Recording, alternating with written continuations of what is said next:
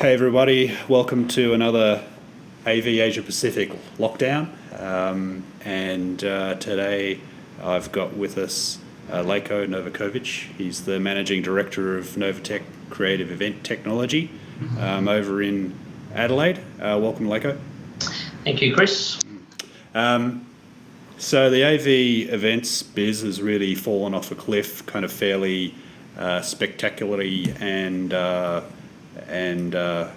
sort of fairly publicly as well, I guess. How are you coping? Yeah, look, good considering. It's unprecedented times, which is I think current buzzword. It was only it feels summer's obviously a busy time for us, and we sort of caught wind of this thing in January. When it started to just get a bit of news and going, well, surely this is just a bit of a flu, and not be anything major, and off we went around about our business, because like I said, quite a peak time for us. And then certainly in that sort of a late Feb, early March, it was starting to get a fair bit of momentum, and we started at that point to sit down and go, look, we better get ready for this. I don't think this is now a flu. So we got a little bit of a jump on things there, and then all of a sudden it started getting really dismal. Probably 2.5 weeks ago. Just within the space of a couple of days, the phone was ringing, the emails were going, and it was just watching like dominoes fall, like duk, duk, duk, duk, duk, duk, duk, duk, some were cancellations, some were postponements. A lot of the things were either right in the middle of prepping for, or out to load, about to send. We had multiple jobs interstate at that time, so we're like, are these people going? It's 4 days away, flights booked, comms booked. So a very sort of probably crass 4 or 5 days where we just went and just pretty much cancelled everything in the system until further notice. So how have you got wrapped your head around that, and what have you done in response? Well, look, we had to deal with obviously the clients with those very close bookings, and talk through what does a cancellation and postponement look like, and cancellation fees, and at least reimbursements for flights and and other costs. We had to coach and help a lot of our clients through. Some were quite sort of panicked and distraught by the whole thing, so we're trying to do our bit to calm them down and help them through it. And then pretty quickly after that, we had to start thinking, what the hell are we going to do here? So off we went into crisis planning mode. And look, we didn't rush that thing. We took a bit of time, another bit. Like I said, we've been doing some work in the weeks before anyway, so we just did a fair bit there, and we sat down and just sort of spent a few days looking at our people and how we're going to manage it. So we set ourselves a bit of a goal for a zero redundancy outcome, and just looked at, luckily for us, coming out of the busy period, we worked time in lieu with our crew, so that was quite high. Most guys had a lot of annual leave and other things built up. So we did it from an individual basis and go, how can we keep people engaged? So basically everyone's still working for us, even in light of yesterday's new package. Everyone's just doing a combination of some paid time as well as accrued liabilities. And that sees most of our crew through to sort of May, June, July, August at different points. So that was just our opportunity to just at least kick that can down the street till we figure out what happens. And we knew there were going to be some sort of government, I guess, packages. And obviously the one that came out yesterday is probably the right one. They probably got them, in my opinion, they probably got them the wrong way around. They probably should have done that one first and then done the other one, but it is what it is. They're in the same boat as us. This is all pretty new. So now we just have to wait for the finer detail of that and go, what does it mean for our team and our crew? Look, we're still optimistic that this thing is hopefully only like a 6-month thing. I think we've still feel some stuff going to start activating in August, September. But it's a guessing game. It is. Yeah. So how many guys do you have on the books, on staff versus contractor?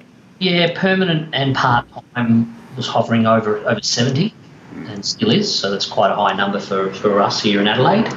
Had around, and on top of that, about 30 casuals. The casuals at this time of the year, like go down in hours anyway, historically. So it wasn't really a coronavirus thing as much as it was a normal thing for us. As soon as middle of March starts to wrap up, there's enough of the permanent guys to then do most of that sort of winter work. So that was I guess part of that.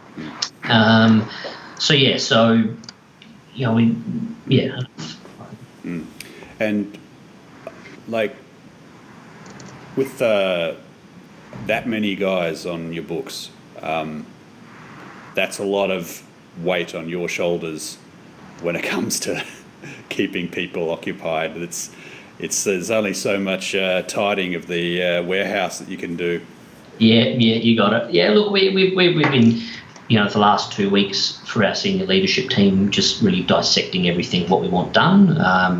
Look, we're pretty, want things perfect down here, so the list is surprisingly big. So we're just trying to prioritise that sort of in high, medium and low, you know what I mean? We're not trying to just get people in for the sake of, cleaning the same thing over and over again. We're trying to be productive, but there's a bunch of sort of business-related stuff that we can work on. There's a bunch of equipment-related things we can work on. There's a bunch of training and development we can do. So, you put it all down on paper, it's quite a big list. There's quite a few months' worth there, and it was just a case of we're just in the final stages of prioritising that, so we can get the sort of high-value, important stuff done first, down to a lesser thing. And what sort of things are you talking about? Policies and procedures, how we can, operate more effectively, more efficiently. Like I said, training, we do a lot of training through winter anyway. We do around sort of 6 quite elaborate sessions per department, audio, video, lighting and AV as a combined one. So that happens this time anyway. So we did that. We've spoken to a lot of our sort of suppliers and the product manufacturers overseas, and they're happy to do a bunch of actual sort of custom webinars just to our team, which is fantastic. We've been sharing all the sort of public industry type webinars with our guys. We're letting our guys come in pretty much and pull out any bit of kit they want. And so we've got guys already knocking down the doors wanting to pull out lighting consoles and do previs, or learn the different sound desks that they don't know yet. Sure. So a fair bit in that realm, things like stock takes as well, and all sorts of stuff. So when you sort of attack it across different departments of the business, there's a fair bit in there if you want to, use it as an opportunity. The last 12 months have been pretty hectic for us. We do around 1,200 delivered events a year, and just sort of flies. Yeah, right. So yeah, exactly. No time to smell the training roses. Yeah, you look at sometimes weeks where we've got 30 shows, not the high, like actual events with people out, 4 different states and spread across the country. You don't get much else done apart from making sure the thing happens to a high standard, Yeah, it really seems like you guys were on a real tear there for a while. So is it too much of an overstatement to suggest that it might be kind of, a punctuation mark that may not be totally disastrous for you guys, especially with the ScoMo package? Yeah, absolutely. Like I said, we're still poised to want to come out of this thing and sort of pick up where we left off. We don't have a big say in how that will happen yet, because we've got to see what this thing's going to do. But certainly, if I feel this thing lifts its lid August, September still, then I think we can continue doing the good stuff we were doing, and I think Australia can sort of come back out of it. However, if it drags on beyond that, then yeah. What sort of events do you think will be able to just, flick the open sign on the door and just get started almost immediately? Yeah, good question. We're just thinking about that at the moment. That's actually we're looking at, if this thing does start, what are going to be the first things? I think from a government perspective, opening us up back again, they'll probably do a reverse approach, you know what I mean? So you'd have to think the big music festivals of 30,000 people that we did 12 months ago won't be 30,000 people, Sure. There's one of those coming up in September that, it was about 35,000 last year. So I dare say that might not be of that scale. So I think it'll start off smaller. There'll be companies needing to do meetings and presentations and little conference things, and certainly sort of, I guess, media addresses, if you like, the sort of what people are doing. So I think that's where we'll probably start. We're hopeful just the sort of pub, live, band, bar, restaurant, club scene fires off pretty quickly, because most people struggle to make a buck on a good day. So not a big amount of business for us, but I just think healthy for human beings and the economy nonetheless. But my probably big concern is at and certainly that larger music concert and festival end. I think it'll be a slow bit, especially thinking about the other world. Like, you're not going to be able to bring in an artist from the US and other countries if they're in a major problem, even though we've got our stuff together. Might not mean that they can come over and actually be available. And the big corporate events are not something that you can sort of reorganise in a few weeks, are they? They sort of require a long lead time. Yeah, no, absolutely. In it was different. In GFC, the big corporates came back pretty quick and pretty hard. If you need to sell a phone, if you need to sell a car, if you need to sell a computer, you sort of throw money at it and go, right? Yep. But and even after a GFC, you just have to do that, right? Yep. This thing's different. This thing's different. If you've laid off 20,000 staff or whatever some of these people have, you're going to be able to run out and do a big flashy of anything, So that's the unknown. So I think that side will be a while off. So I guess the basis of my answer to that question is I think it's going to be slow. I don't think it's going to be quick. If anyone thinks we're just going to open the gates and be gigs all of a sudden, I just don't think it'll happen that. Sure. So who's going to really suffer? Like, it feels to me from what you're saying that you've got enough behind you, and you've been prudent enough to be able to withstand something pretty severe like this. But what sort of AV events and rental companies are going to struggle, do you think? Look, that's a bit of a hard one to tell. The government, these packages that they've released are going to sort of obviously help everybody. So that's a good thing. Like, the last thing we want is companies sort of dropping out. So I think that's going to benefit everybody. As far, I don't know. Like, it's a bit of a hard one. I think we're passionate about what we do and have done this for a while, and we'll just do what it takes almost, unless we don't want to. So I don't think it'll be a case of it'll get us. I think we'll just say go stuff it and tell it to jam it. Yeah. A lot of those sort of bigger companies that have been around the place. But look, there's a lot of that sort of play in the market around the private equity firms as well. So this might be an opportunity for some of those bigger players to gobble up the littler players. I think consolidation. Yeah, and I think everyone. If people assume just the smaller one-man bands or the smaller operators, they'll be the first to go. They actually might not. You know what I mean?